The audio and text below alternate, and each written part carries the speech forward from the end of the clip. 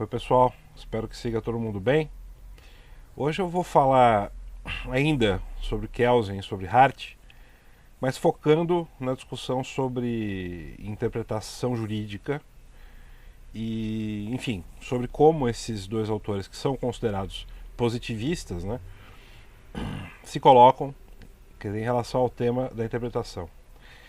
E aqui um primeiro ponto que é fundamental para vocês entenderem os textos, também para fazerem a atividade que eu propus, que é a seguinte: o positivismo contemporâneo, né, esses dois autores, os dois autores reconhecem um espaço de indeterminação do direito, que é algo muito diferente e muito chocante para quem pensa com a cabeça do positivismo clássico, que está pensando o direito como um sistema, e um sistema fechado, né, que seria estruturado de maneira escalonada a partir de certos axiomas, como a gente já discutiu, né, descobertos pelo saber científico, e dos quais se poderia derivar uma série de normas, desde a norma mais abstrata até a decisão judicial. Então essa ideia, né, de que seria possível construir um sistema completo e sem lacunas, a partir de determinadas verdades fundamentais sob a forma de axiomas,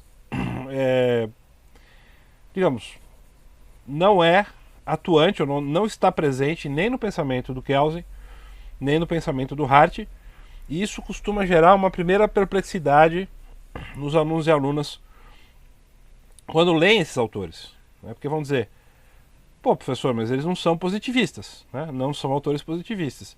Porque se eles reconhecem a indeterminação, se eles reconhecem que o juiz ou a juíza podem decidir, no caso concreto, criando norma, isso significa que eles não são positivistas.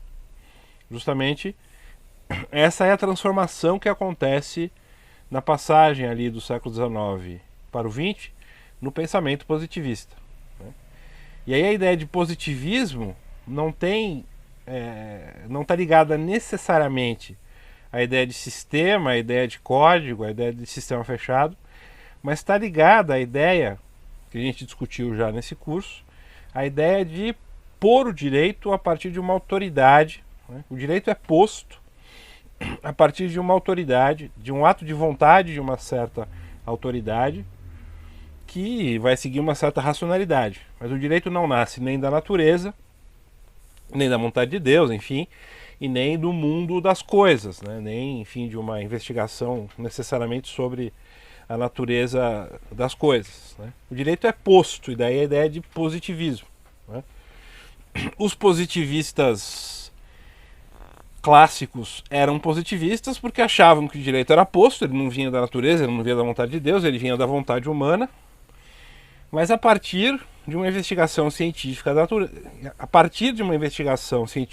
natureza humana, seria possível dizer, vamos dizer assim, o direito verdadeiro, expressar o direito verdadeiro sob a forma de axiomas, dos quais se derivaria então uma série de normas até chegar na decisão judicial. Mas para esses autores também o direito é posto. É posto, e aí, a partir da investigação científica, se constrói o sistema e vai se pondo um direito verdadeiro, né? Os positivistas contemporâneos também acham que o direito é posto por um ato de vontade, de uma autoridade. Mas eles não consideram mais que a ciência, né, que um estudo científico da natureza, enfim, da natureza humana possa expressar ou descobrir, né, quais são as regras verdadeiras, os axiomas verdadeiros dos quais se poderia derivar um sistema. Vamos voltar lá para o argumento do Hume contra a indução, que é um argumento importante, e toda a mudança na visão de pensamento científico que veio depois.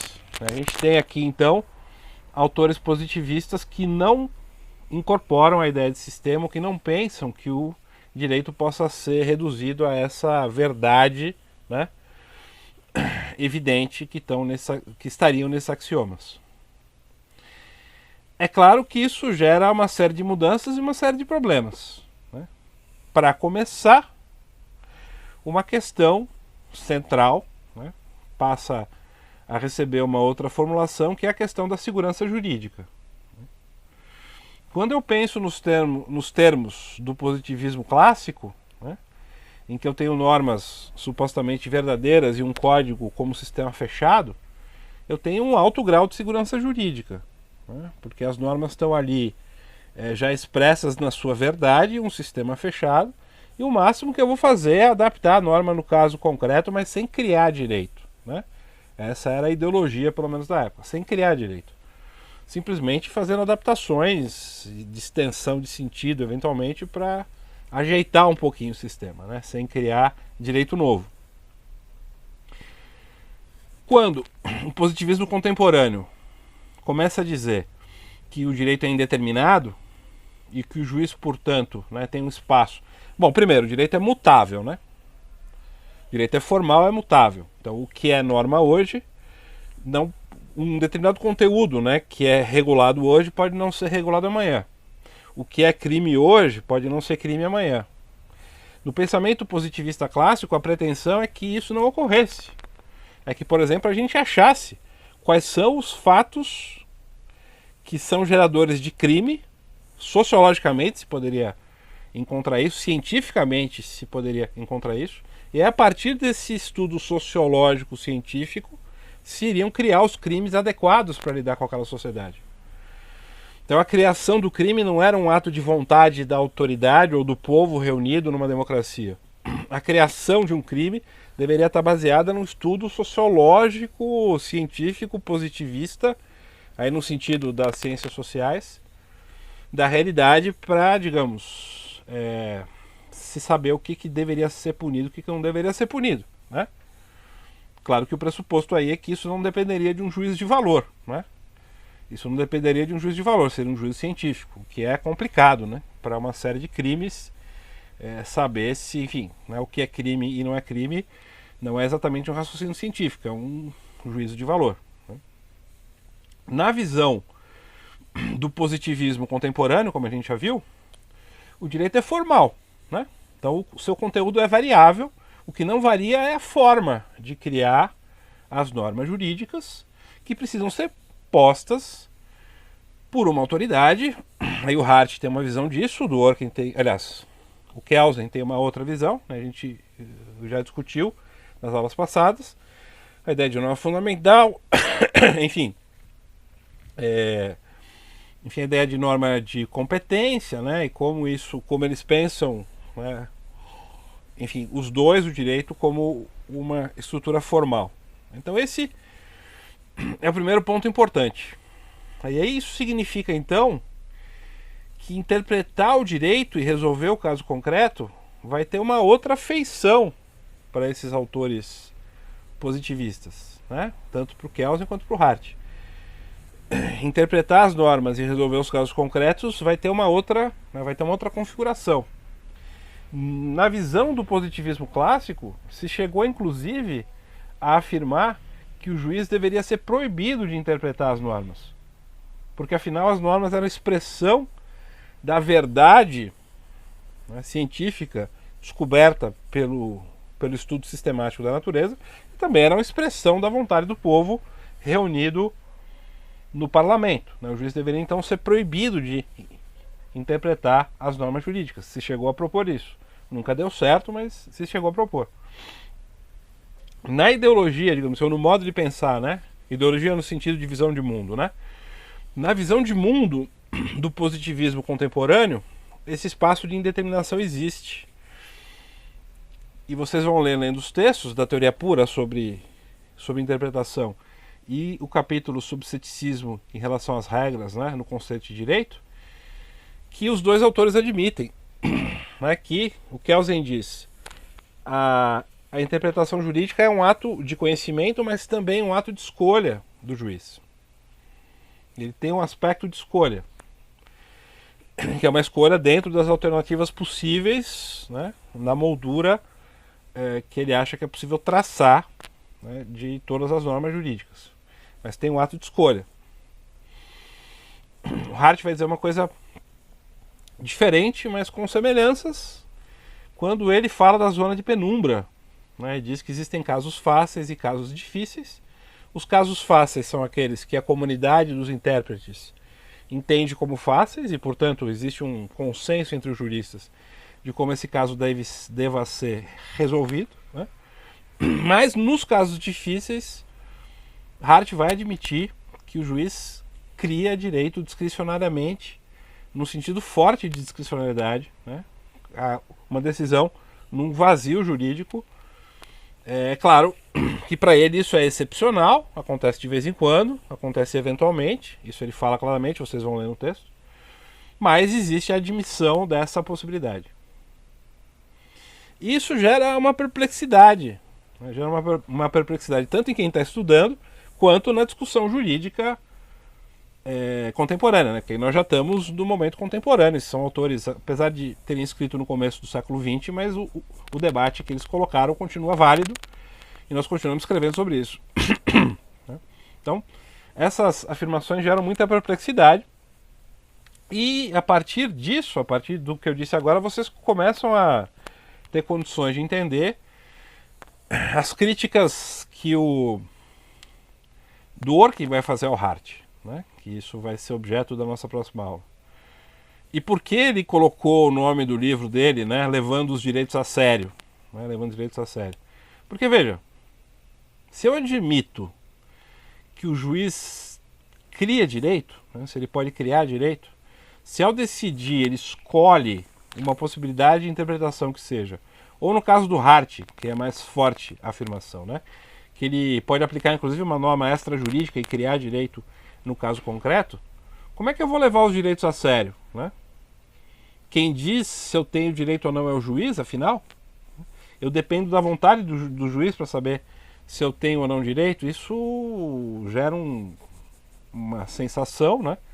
Uma situação real de insegurança jurídica. Né? Insegurança jurídica porque eu, no fundo, né, vai dizer o Dworkin que eu dependo do juiz para saber se eu tenho direito ou não. E é claro, ele vai também criticar o Hart, dizendo o seguinte: olha, você diz que esses casos em que há controvérsia entre os intérpretes são casos excepcionais, mas não são, não. O cotidiano do direito é um cotidiano de controvérsia, de divergência, então você acha que os casos difíceis acontecem de vez em quando, mas eles são o cotidiano da profissão. Portanto, o seu sistema, né, a sua visão da interpretação, na verdade, está destruindo a racionalidade jurídica. O juiz não pode criar direito de forma tão livre, né? Ainda mais num momento histórico, ou, enfim, numa situação em que existem tantos casos controversos, tantos casos difíceis, digamos assim, né? Então, enfim, claro, também essa afirmação, né, a afirmação do Kelsen, né, de que existe um espaço de indeterminação e a decisão do juiz é um ato de escolha, também gera perplexidade, né? E é por isso que tanto o Hart quanto o Dworkin vão ser criticados e vai se tentar criar uma outra maneira de pensar, refletir ou conceber o pensamento jurídico, né, ou conceber a ciência do direito, que vai apontar no sentido da construção de teorias da argumentação. Né? Teorias da argumentação que vão justamente tentar indicar, né, para os juízes como é que seria o melhor padrão de argumentação para lidar com essa indeterminação. Hart e Dworkin, aliás, Hart e Kelsen, né, eles não têm tão claramente na sua obra uma teoria da interpretação. Né? Eles não têm uma teoria da interpretação no sentido de que eles não dizem como é que o juiz deve ou não deve interpretar as normas. Eles se colocam de um ponto de vista mais descritivo, né? E estão dizendo, olha, os juízes decidem assim, o ordenamento jurídico funciona dessa maneira, né? Eu constato, de fato, que existem espaços de indeterminação, né? Mas eu não tenho uma teoria, né, prescritiva de como o juiz deva ou não decidir. Eu não tenho a formulação, né, de uma, sei lá, de passos ou de critérios, né, para dizer como é que o juiz deva decidir. Isso não está tão claro na obra de nenhum dos dois. Né? A despeito, né, dos dois, de fato, dizerem, olha, o juiz ele não pode simplesmente ignorar a lei, ele precisa levar em conta as normas e as possibilidades de interpretação que estão presentes na moldura. Então daria para se dizer, né, que talvez o Kelsen exigisse do juiz, né, que ele demonstrasse, né, que os casos que estão na moldura não são suficientes, né? E também no caso do Hart, né, seria talvez razoável dizer que ele, enfim, exigiria do juiz que demonstrasse que você está diante de um caso difícil, né, e que as decisões anteriores não fazem sentido ou não se aplicam naquele caso específico. Então, daria para dizer que os dois concordariam com o fato de que o juiz tivesse o ônus de argumentar nesse sentido antes de tomar a decisão que ele deseja tomar, né? Acho que não é incompatível com o que eles dizem, mas de qualquer forma não está tão claro isso que eu estou dizendo na obra dos dois, né? Tem mais essa descrição de como as coisas funcionam e menos uma prescrição de como a decisão deveria ser, né? Tem alguns autores que estão trabalhando nisso, né, em teorias mais prescritivas a partir dos próprios positivistas.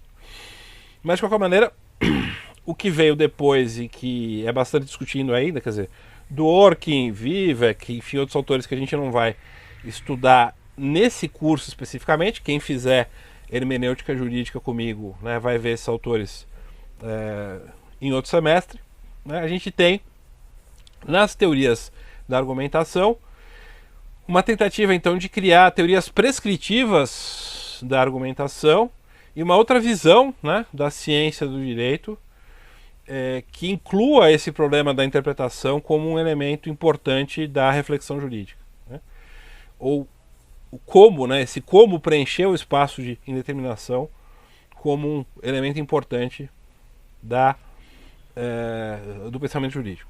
Então, só para fechar essa explicação geral, retomando o que eu falei, o que eu disse aqui, né? Eu disse o seguinte, olha, os positivistas contemporâneos têm uma visão bastante diferente do processo de interpretação jurídica do positivismo clássico, que pensava do positivismo moderno, né? Que pensava essa ideia de que o direito era um sistema, ou que poderia ser um sistema fechado, sem lacunas, e que, portanto, interpretar era quase proibido, era quase algo residual.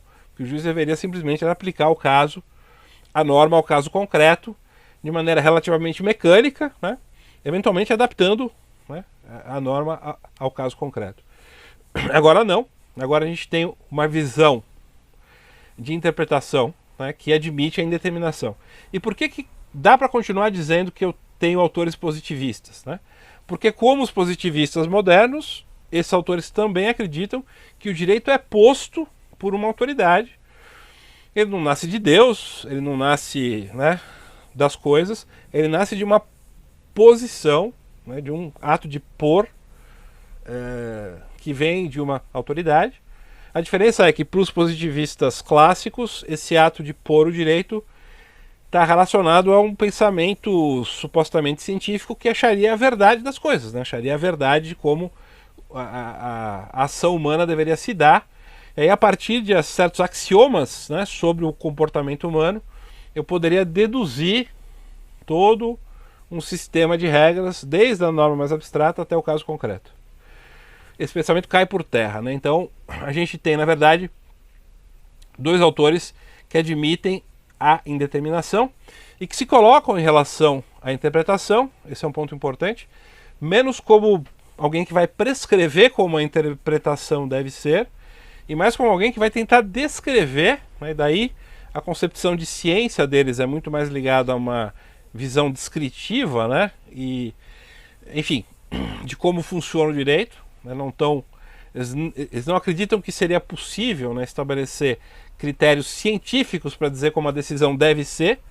Eles só podem descrever cientificamente, ou descrever, né, de forma precisa o funcionamento do direito e constatar que os juízes, né, enfim, decidem em espaços de indeterminação em certos casos, né. A crítica que vem depois, né, das teorias da argumentação, do Dworkin e outros autores, vão tentar desenvolver teorias prescritivas da interpretação e, portanto, vão ter uma outra concepção, né, de ciência do direito. Não mais uma ciência do direito que só descreve o direito como ele está se manifestando na sociedade e tenta identificar a sua racionalidade, mas aí uma concepção de ciência jurídica que propõe que se possa prescrever como as decisões devem ser e aí criar critérios para dizer como o juiz deve ou não deve decidir, né, a partir de uma reflexão que incorpora, né, a razão prática, né, no campo do direito, como a gente vai ver na próxima aula. Tudo bem? Espero que essa explicação ajude vocês a compreenderem os textos e a gente se vê no próximo vídeo aí, já falando do Dworkin principalmente. Vou falar um pouquinho das teorias da interpretação, mas vou me fixar principalmente no Dworkin, né? E aí a gente vai se encaminhando para um outro momento do curso depois da crítica do Dworkin. Tá bom, é isso, pessoal. Um abraço e até a próxima.